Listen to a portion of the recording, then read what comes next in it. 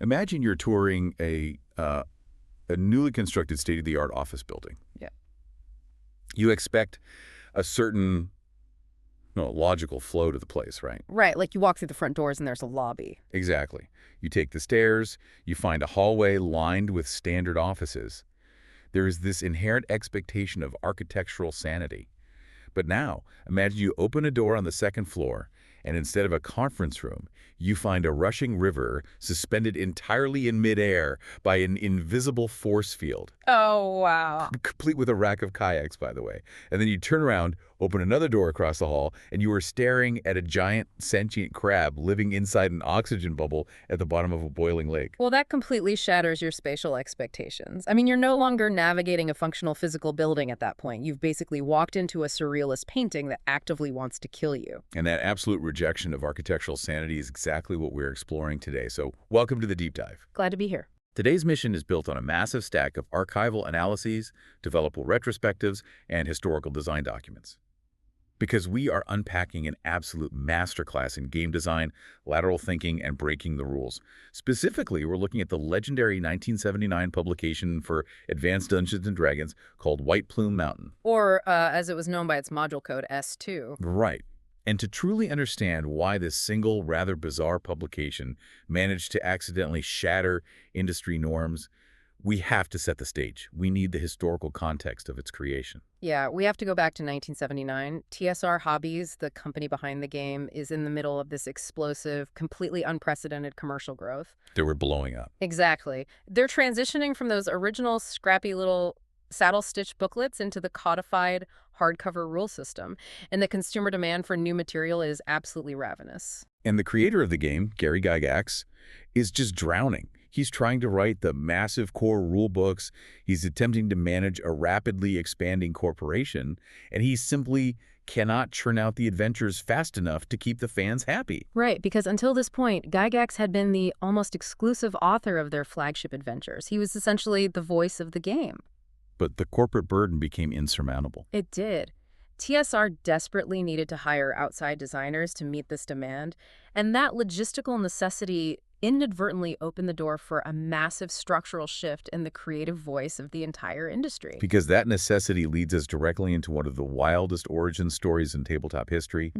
There's this young enthusiast named Lawrence Schick, and he wants a job at TSR. Right. To prove that he understands the game mechanics, the math, and how to balance an encounter, Schick decides to submit a sample document. But he doesn't sit down and write a cohesive, flowing narrative. No. Instead, he goes through his personal notebooks from 4 years of running his own home games, extracts the absolute most devious, entertaining, and lethal traps he's ever designed, and just cobbles them all together into this 12 to 16-page manuscript. It was purely a demonstration of technical competence. He was, for all intents and purposes, submitting a resume. Yeah. He just wanted to show the editorial team that he understood how to stress test the mechanical limits of the game system. Okay, let's unpack this. This is like handing in a mixtape of random unconnected song ideas to a record label just to get a job as an audio engineer, and the label turns around and presses your mixtape as a platinum album. Yes. TSR didn't just hire him, they bought the scenario and published it as Module S2 without changing a single word. That is wild. And that specific detail, the unedited publication of a job application, is the crux of why White Plume Mountain is so historically significant. Because it was just a curated greatest hits compilation. Yeah, exactly. Because Schick curated this compilation from years of playtesting, the dungeon possessed an abnormally high density of really high-quality encounters. But conversely, it had absolutely zero cohesive narrative or ecological logic. I mean, none of these encounters were originally designed to exist in the same zip code, let alone the same building. Right, which sparked a massive philosophical war in game design. Because back then, the reigning philosophy was something called Gygaxian naturalism. What exactly did that entail for the listener who might not be familiar? Well, Gygaxian naturalism was the dominant paradigm of the late 70s. The idea was that a fantasy environment needed a quasi-realistic socio-ecological logic. It had to make biological sense. Yes. If you had an underground complex filled with monsters, the designer had to answer practical logistical questions. Where is their latrine? What's their primary food source? Why are they living there? A designer following naturalism would argue that apex predators wouldn't live right next to their prey without some kind of logical physical boundary. The philosophy demanded that players suspend their disbelief by overlaying real-world logic onto a fantasy setting. The primary goal was simulation. So naturalism is like building a meticulously researched historical diorama for a museum. Everything has its place. Exactly. White Plume Mountain, on the other hand, is like dumping a box of Hot Wheels tracks down the stairs. It really is. It practically codified what we now call the funhouse dungeon. You have that giant crab in the boiling lake bubble. You go down the hall, and there is a vampire lord. Next door, there's a shape-shifting pile of subterranean seaweed called a kelpie. And none of these things have a food source. None. They have no reason to be hanging out together inside an active volcano. It's totally absurd. But I have to push back here on behalf of anyone listening who loves a good, immersive story. Right. Wait, if a modern game did this today, wouldn't players complain that it completely ruins their immersion? Why was this so beloved instead of immediately rejected by the community for being unrealistic? What's fascinating here is that it succeeded precisely because it abandoned simulation in favor of pure, unadulterated ludic joy. Ludic joy, I like that. It didn't pretend to be a functioning ecosystem, so players didn't judge it as one. It demanded that the players accept the space as an intellectual puzzle box meant purely for their entertainment. So it shifted the goal. It shifted the goal of the game from simulating a living world to providing a thrilling amusement park. It proved that games can excel when they stop trying to perfectly mimic reality and instead focus on being incredibly engaging obstacle courses. And an obstacle course is meant to test you, the human being navigating it. Precisely. Think about the last time you played a video game where your character's stats suddenly didn't matter, and surviving came down entirely to your own physical reflexes or logic. That is what this design was doing in 1979. It shifted the focus from character skill to player skill. Which brings us to the mechanics. Here's where it gets really interesting.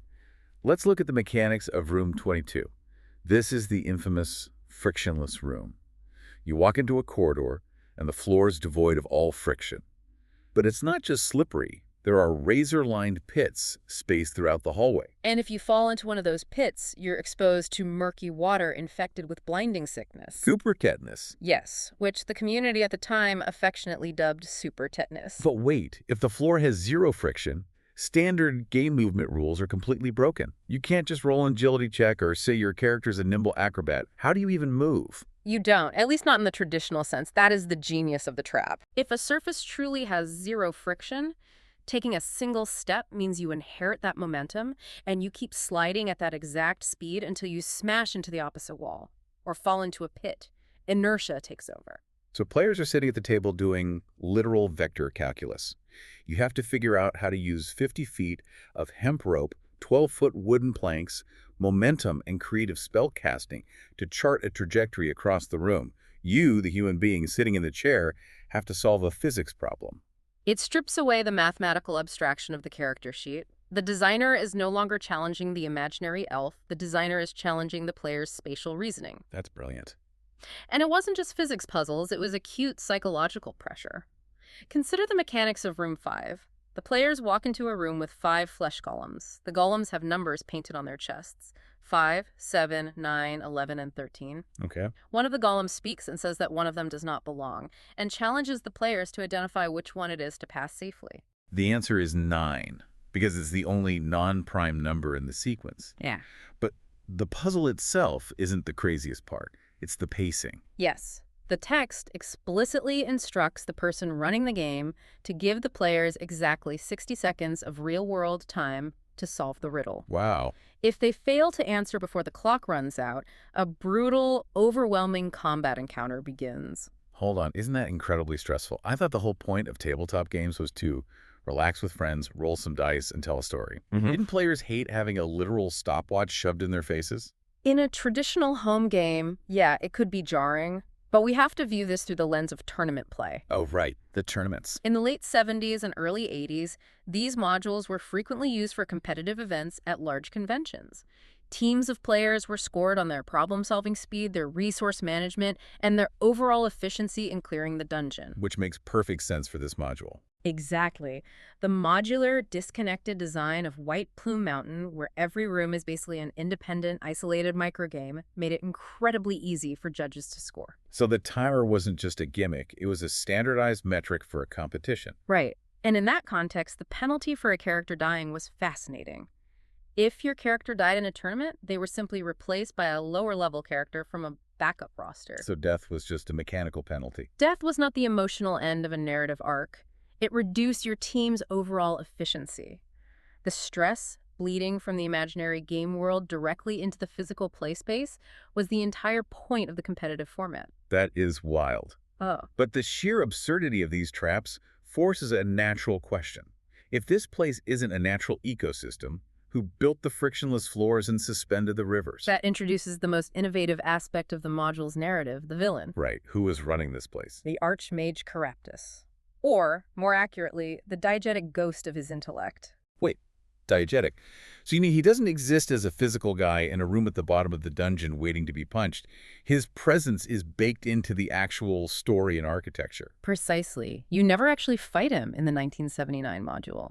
He exists entirely through the traps, the taunts, and the architecture he left behind. The dungeon itself acts as the villain's proxy. Think about how psychologically terrifying that is. You aren't fighting a monster with a pool of hit points that you can slowly whittle down.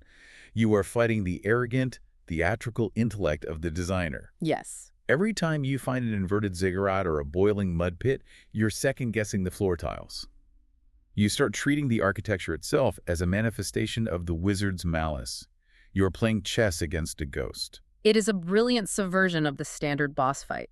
The players are forced to engage with the mind of a fiendish designer rather than the physical body of a monster. But Keraptis didn't just build a funhouse in a volcano for no reason. No, there is an inciting incident that draws the players into this meat grinder. All right, the loot. The story goes that Keraptis steals 3 legendary sentient magical weapons from wealthy collectors in the nearby city. Their names are Wave, Whelm, and Blackrazor. And instead of quietly hiding his stolen goods to study them, he leaves a taunting, rhyming poem daring anyone to come and take them back. The weapons themselves are fascinating case studies in narrative-driven mechanics, aren't they? They are. They aren't just swords that deal an extra percentage of damage. They have massive personalities and severe behavioral drawbacks that alter how you play the game. Like Whelm. Right. Whelm, the dwarven warhammer, imparts severe agoraphobia, a crippling fear of the outdoors, onto its wielder.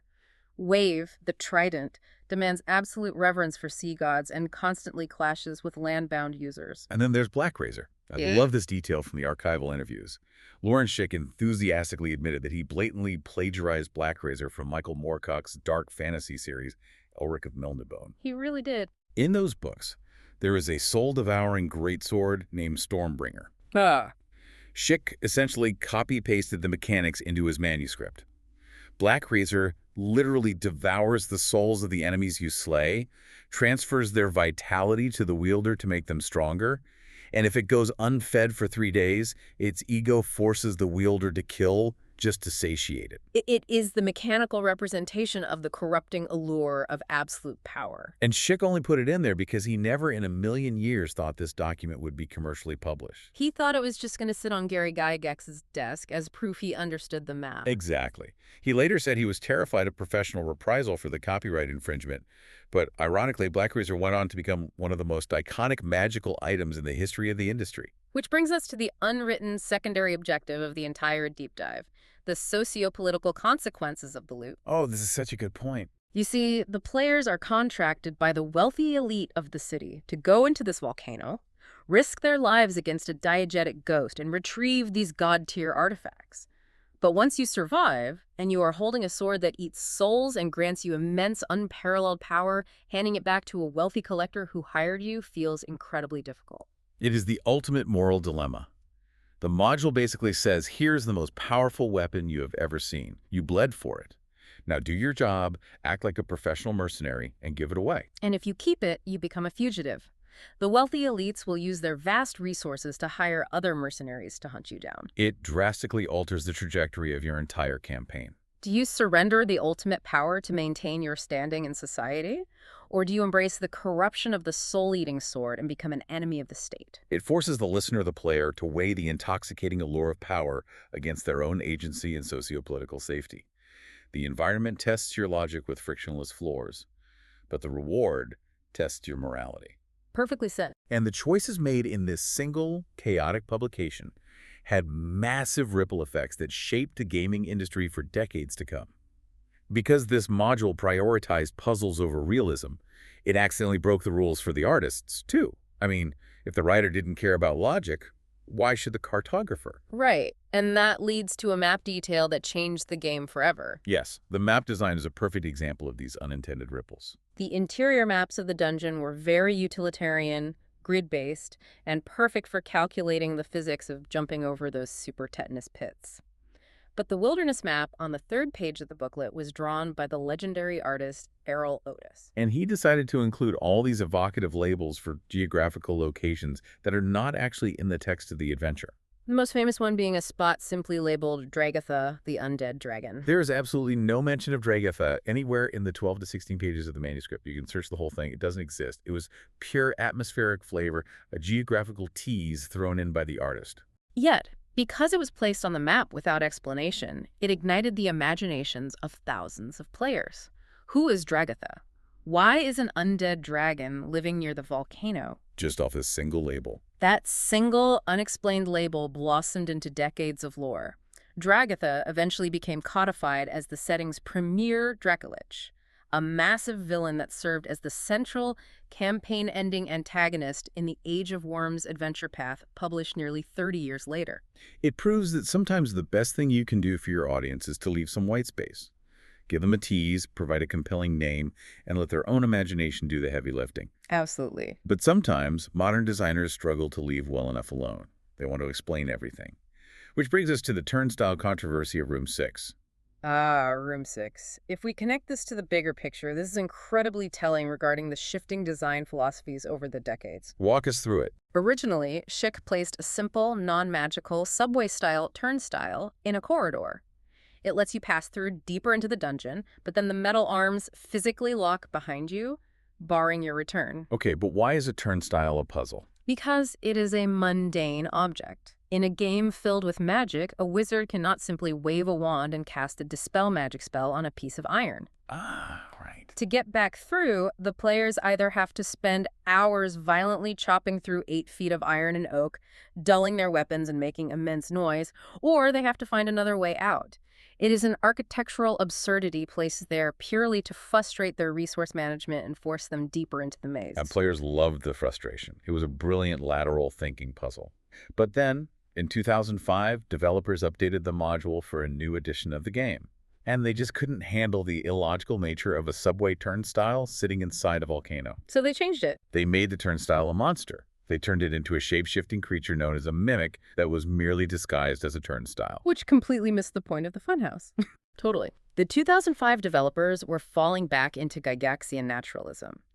They were trying to assign a biological, ecological explanation to something that was designed to exist purely as a mathematical and logistical frustration.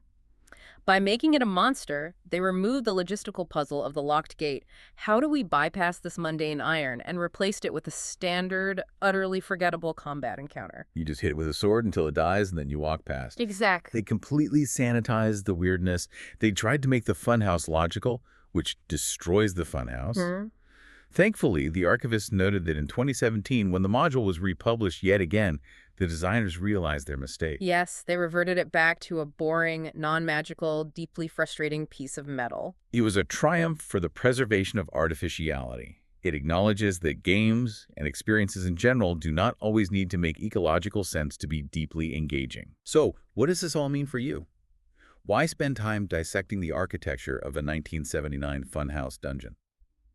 Because whether you are prepping for a corporate meeting, designing a software project, or just trying to figure out how to capture people's attention in a crowded market, White Plume Mountain is a masterclass in engagement. It truly is. It's a reminder that sometimes strict realism and dense logical lore are actually barriers to entry. Sometimes the absolute best way to capture an audience is to present them with a brilliant, unapologetic puzzle that respects their intellect. You don't always need a grand, sweeping narrative to be memorable. Sometimes you just need a frictionless room, a 60-second timer, and the trust that your audience is smart enough to figure it out. It is entirely about trusting the ingenuity of the people interacting with your creation. But as we wrap up our exploration of the sources today, there is one final lingering archival detail about the narrative that casts a completely different, almost tragic shadow over everything we've discussed. Oh, what's the detail? We talked about how Keraptis is a diegetic ghost and how the lethal environment acts as a proxy for his megalomaniacal mind. Right. But later lore expansions diving into the history of the setting revealed that the Keraptis who stole the weapons and built the Tragus in 1979 wasn't the ancient archmage at all. He was a false Keraptis. Wait, who was it then? He was actually a loyal, unassuming gnome follower who discovered an ancient scroll detailing the dead wizard's immortality research. Upon reading the scroll, the magic triggered, and the gnome accidentally imprinted the dead wizard's arrogant, theatrical persona entirely over his own mind. Oh, wow. The gnome's identity was erased, replaced by the ghost of Keraptis. That completely flips the script. You go from touring a whimsical funhouse to walking through the physical manifestation of a man's overridden identity. Exactly.